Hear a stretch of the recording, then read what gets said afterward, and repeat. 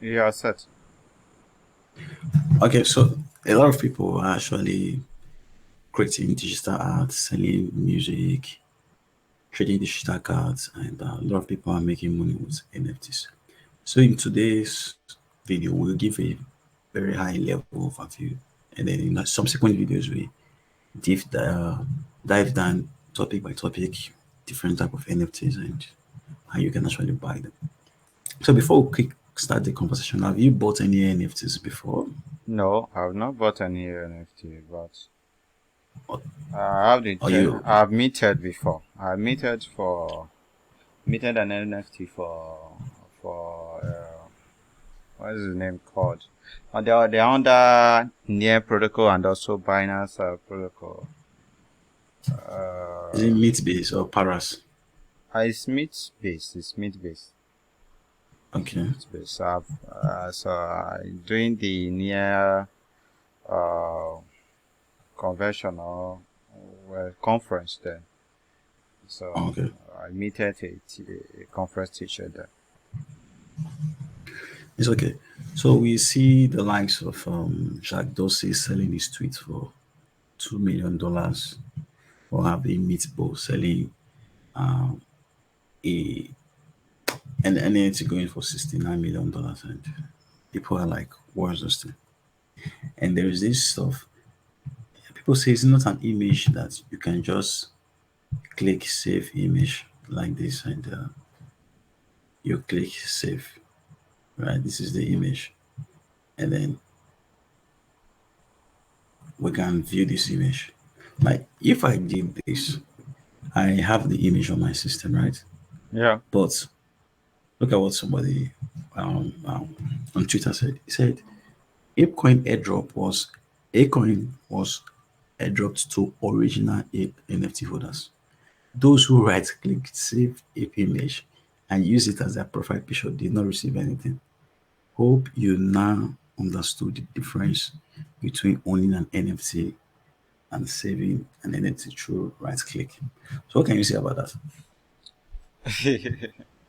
um, Having the picture alone doesn't really mean you own it. You know. Yeah. Good.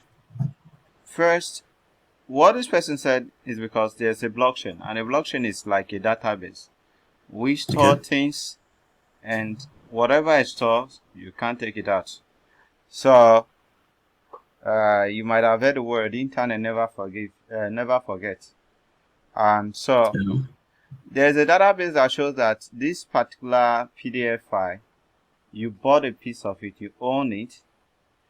So, there is nothing if you just have a picture saved in your profile pics on Twitter, which is something that is common. There's nothing in the blockchain which connects to your wallet address that there's a such thing in your you have a such a NFT or such you have access to you bought such an image or NFT. Anyhow you think it is, if it's right click, you let me call it the image, you normally take it off. But NFT, so it's that database that really shows that your wallet address has this thing in it. It's just like you have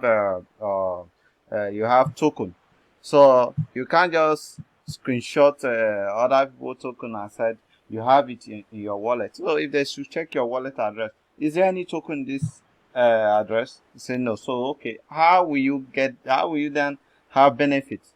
How will you benefit from something you don't really have? You are just claiming that you have so amount of money, living a fake life, and meanwhile you don't have the thing at all. Okay. So non-fungible tokens are basically, you know, one of the properties of money is that money is fungible. So what that means is that you can take a piece of, let's say you have $1,000, $1,000 note.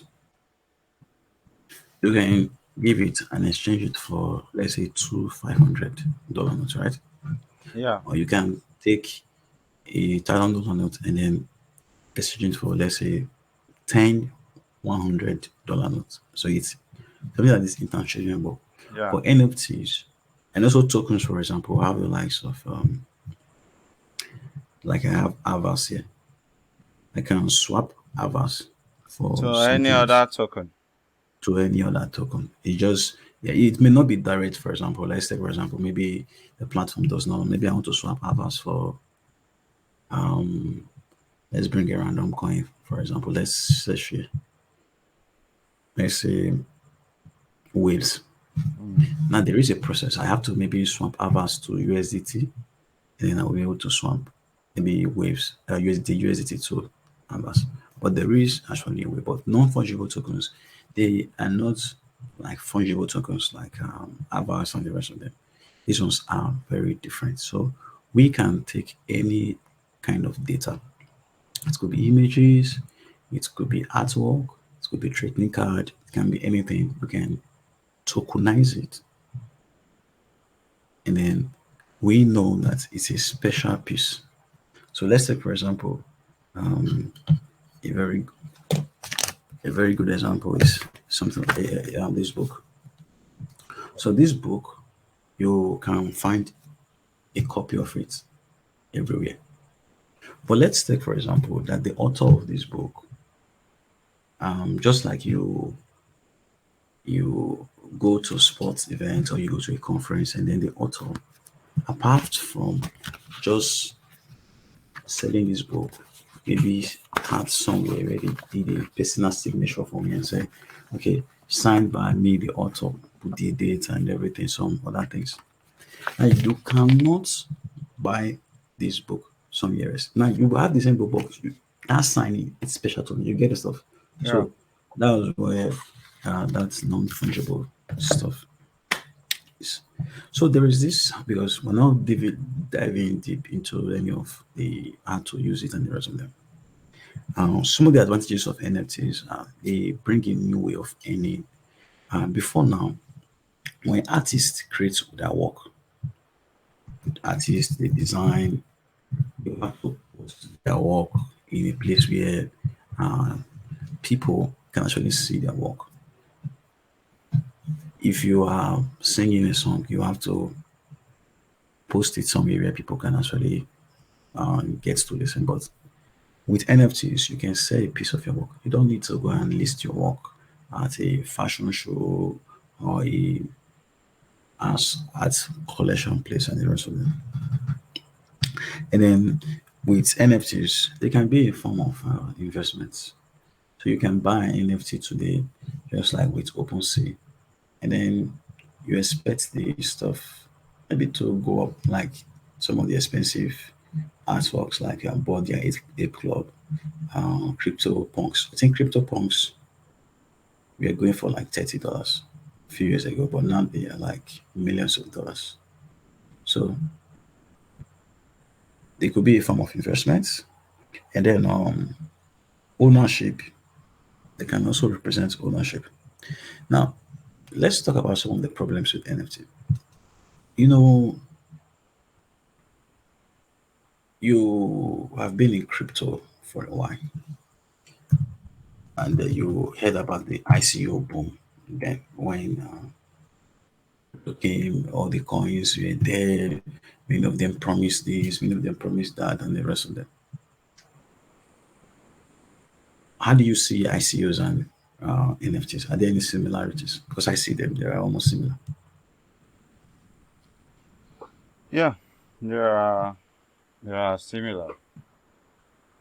They are similar somehow in the sense that since I people are now skeptical about ICO, then NFT came up, and NFT would have people have started becoming skeptical with NFT, but due to the fact of the metaverse, still makes people believe that it still has usage.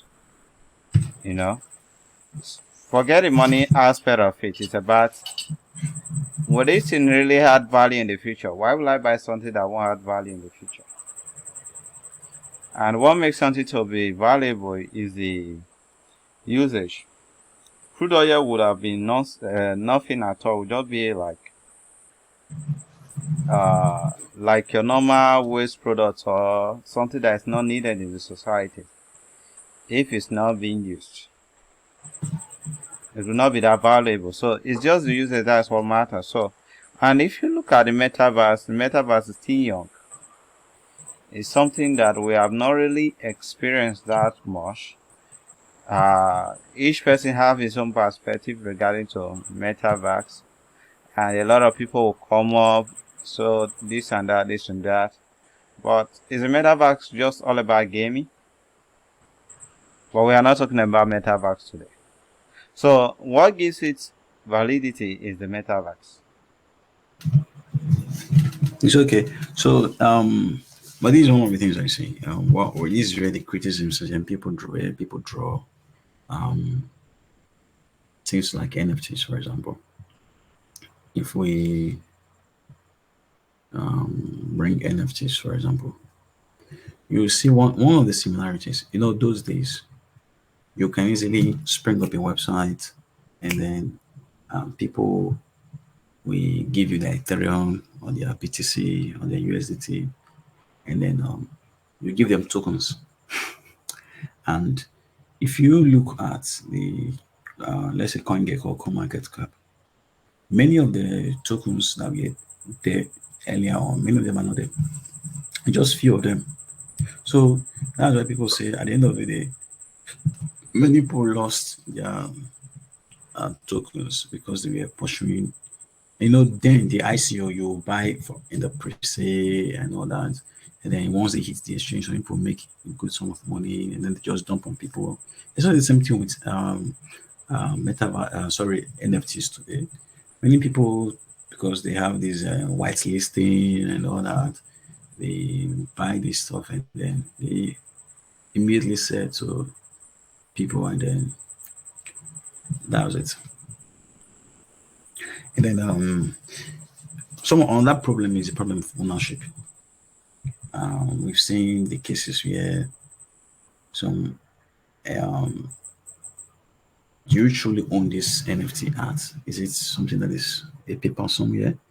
And then another thing again, of which I've talked about, is the greed, the NFT, ICO stuff. Yeah, people are just grinding right now. And then, like for me, if I am buying NFTs, I'm not buying NFTs. Yeah, though NFTs, there are things I realize in 98% of the time I stay away from, because I think one of the things in this space, somebody said you will be more profitable if you stick to number one a feed, number two very few let's say ecosystems. So let's say for example um Ethereum ecosystem or Avalanche or let's say um, platforms like BNB and the rest of them.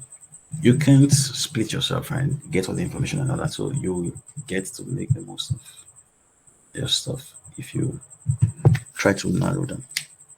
And then there are things like environmental concerns, um, Ethereum using where most of the NFTs are being stored uses a lot of energy, and it's another concern. And then another concern with NFTs is somebody decided that they cannot be moved. So let's say, for example, you buy an NFT for a game, you can move that NFT to another game. So what's your take on that? Yeah, the it's a big issue because normally token you can move them, but in this case you can't move them. I think there was a hack recently. I think with OpenSea, I think so. So there was a hack, and a lot of people lost their NFT. A lot of people lost their NFT. So I believe something a piece of art I bought, I should be able to move them. Should be able to It's move them. okay. So I think there are very few things when it comes to investing in NFTs. Things like I think investing in NFTs are like almost every single thing. They want to check things like the the art, how rare it is, and all that? Is it something that they put in a lot of thoughts to us? We want to check things like the team, roadmap, community, and all that stuff. And then in subsequent videos, we'll talk about the various categories for NFTs, things like artworks, things like collectibles, domain names, NFTs that are music, NFTs that are sports movements, and trading cards, virtual worlds. We're going to talk about things like metaverse, virtual lands, and a whole sort of digital works. So you heard the news recently that I think the Liverpool Football Club is coming Yeah, into the NFT space. yeah, What can you yeah. say about that? It's one way of raising capital also for the football club, and it's a nice one that they are embracing the blockchain technology also, and it's a great move. I think apart from Liverpool, I think I heard something about Paris Germain also. Yeah. Uh, Paris Germain NFT also. I don't know if that is true. So, but the Liverpool one is confirmed. It's in the official website, and they will tweet about it also. It's a nice move for people to own their NFT, and it's something that will be valuable with time anyway. Because after the first launch, though NFTs always have they only have limited numbers available. So as time goes, people would like to buy. So the thing had more value than people will say. I think one of the things that actually interests me with NFTs is first, I think I like these the metaverse virtual lands, and then things like the infrastructure that they are using to build this metaverse stuff. Maybe investing sometimes rather than you risk and put a gamble investing in individual NFTs. You may want to invest in just in the infrastructures that power these NFTs, the networks itself. Things like how we've where they store Filecoin and the other where they store these NFTs, or the engine that help render these things like metaverse and the rest of them. So that is enough for today. In the subsequent videos, we talk about how you can buy your NFTs, different kind of NFTs. How do you have evaluate NFT in there? This is just like a general discussion. Thank you very much for showing up.